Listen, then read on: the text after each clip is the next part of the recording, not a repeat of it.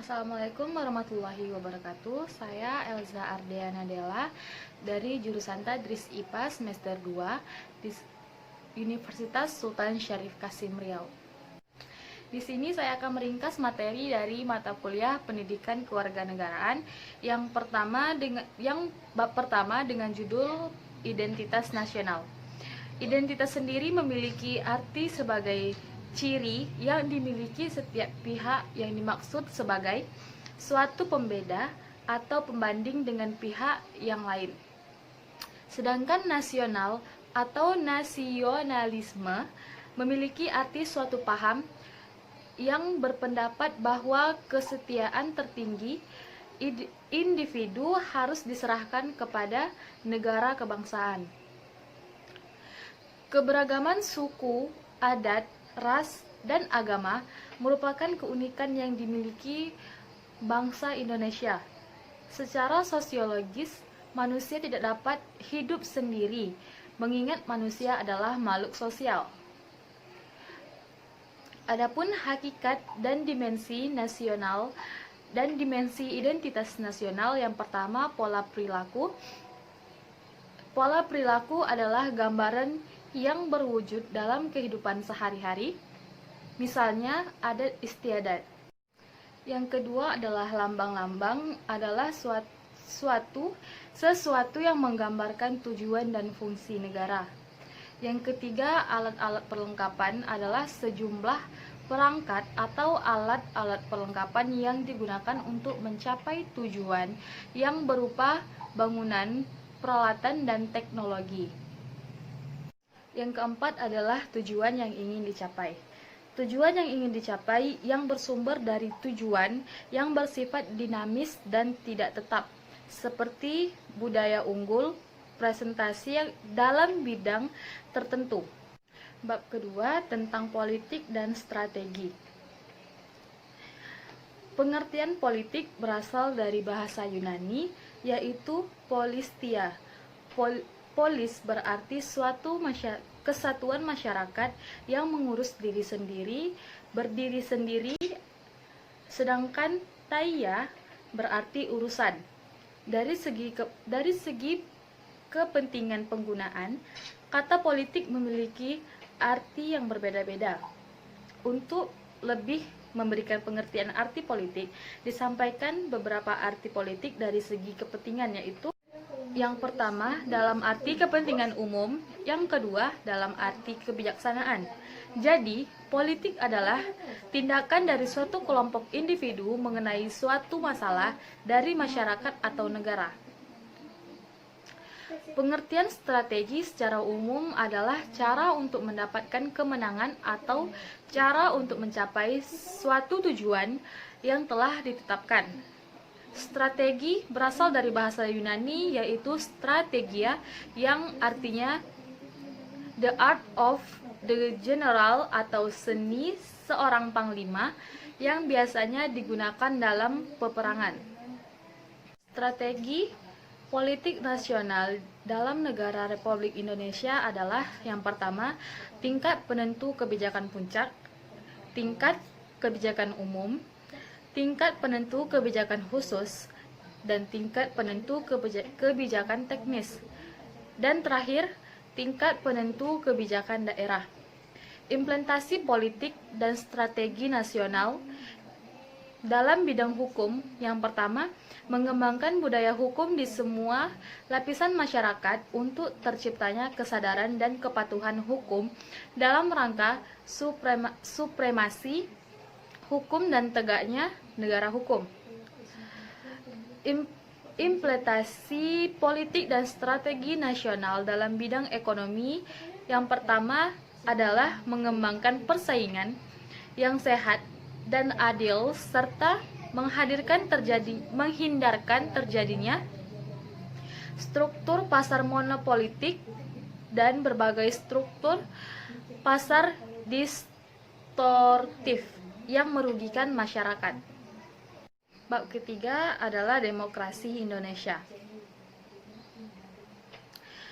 Pengertian demokrasi berasal dari bahasa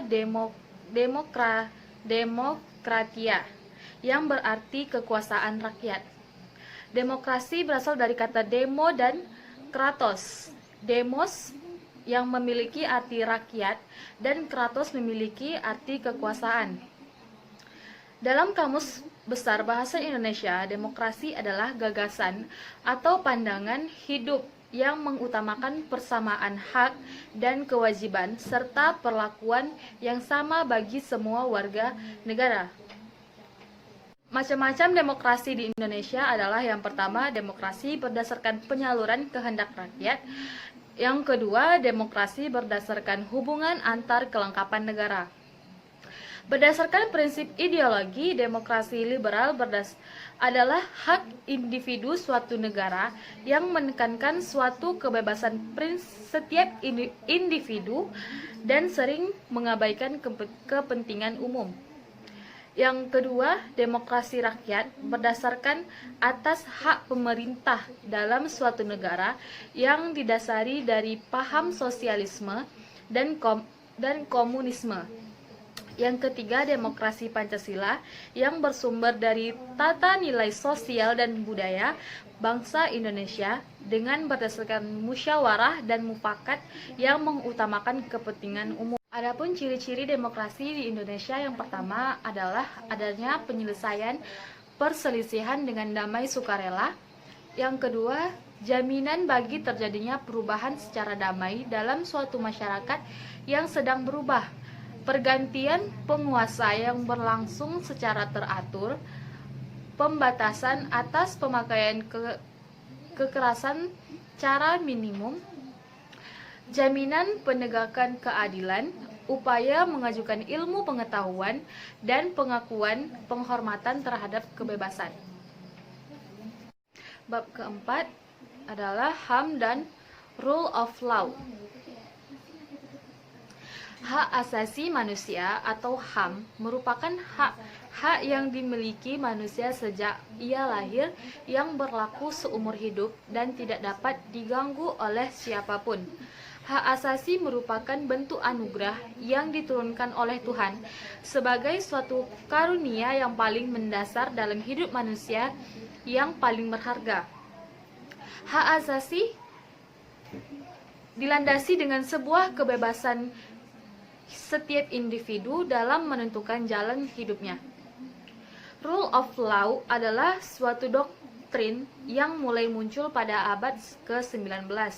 Bersamaan dengan kelahiran negara, konstitusi, dan demokrasi, Rule of Law merupakan konsep tentang common law di mana setiap lapisan masyarakat dan negara beserta seluruh kelembagaannya menjunjung tinggi supremasi hukum yang dibangun atas prinsip keadilan dan egalitarian. Sejarah HAM di Indonesia, tidak ada tokoh-tokoh yang diakui secara internasional sebagai pelapor HAM. Namun bukan berarti di Indonesia tidak ada perjuangan untuk menegakkan HAM. Indonesia mengalami penjajahan berabad-abad. Pada masa itu banyak sekali pelanggaran HAM, seperti penculikan, kerja paksa, pembantaian, penyiksaan, penindasan, dan kesewenang-wenangan yang merupakan fenomena umum yang terjadi. Pada masa penjajahan Belanda, masyarakat Indonesia dibagi menjadi 3 sastra sosial. Pembedaan kelas-kelas dalam masyarakat mempunyai implikasi yang luas. Adapun macam-macam HAM, yang pertama, hak asasi pribadi. Hak asasi pribadi adalah hak yang meliputi kebebasan masyarakat berpendapat, kebebasan memeluk agama, bergerak, kebebasan untuk aktif disertai organisasi, perkumpulan, atau sebagainya. Yang kedua, hak asasi ekonomi adalah hak untuk memiliki, membeli, menjual, serta memanfaatkan sesuatu. Yang ketiga, hak asasi politik adalah hak ikut serta dalam pemerintahan, hak pilih dan dipilih. Yang keempat, hak asasi hukum adalah untuk mendapatkan perlakuan yang sama dalam hukum dan pemerintahan. Yang kelima, hak asasi sosial dan budaya adalah Hak menyangkut dalam masyarakat, yaitu memilih pendidikan, hak untuk mengembangkan kebudayaan, dan lain sebagainya. Dan yang terakhir, hak asasi peradilan adalah hak untuk mendapatkan perlakuan tata cara para peradilan dan perlindungan, misalnya peraturan dalam hal penahanan, penangkapan, dan penggeledahan. Rule of law adalah suatu doktrin hukum yang mulai muncul pada abad ke-19 bersamaan dengan kelahiran negara konstitusi dan demokrasi. Rule of law merupakan konsep tentang common law di mana segenap lapisan masyarakat dan negara beserta seluruh kelembagaannya menjunjung tinggi supremasi hukum yang dibangun atas prinsip keadilan dan egalitarian. Prinsip-prinsip rule of law secara formal yang pertama adalah negara Indonesia adalah negara hukum. Yang kedua, setiap orang berhak atas jaminan, perlindungan, pengakuan, serta kepastian hukum yang adil, serta perlakuan sama di hadapan hukum. Yang kedua, prinsip rule of law secara materi atau hakiki. Yang pertama, berhubungan erat dengan enforcement of the ruler of law. Yang kedua, ruler of law juga mempunyai akar sosial dan juga akar budaya Eropa. Fungsi rule of law adalah hakikatnya merupakan jaminan secara formal terhadap rasa keadilan bagi rakyat Indonesia, juga keadilan sosial sehingga diatur pada pembukaan Undang-Undang Dasar 1945. Bab kelima adalah hak dan kewajiban warga negara. Warga negara adalah suatu kewenangan yang dimiliki oleh warga negara guna melakukan sesuatu sesuai peraturan perundang-undangan. Hak dan kewajiban warga negara merupakan dua hal yang saling berkaitan. Kebudayaan memiliki hubungan kualitas dan hubungan sebab akibat. Jenis-jenis hak dan kewajiban negara Republik Indonesia yang pertama adalah hak atas kewarganegaraan. Yang kedua, kesamaan kedudukan dan hukum pemerintahan. Yang ketiga, hak atas pekerjaan dan penghidupan yang layak bagi kemanusiaan.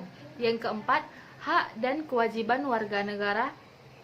Hak dan kewajiban bela negara. Yang kelima, kemerdekaan berserikat dan berkumpul. Yang keenam, kemerdekaan memeluk agama. Dan yang terakhir, pertahanan keamanan negara.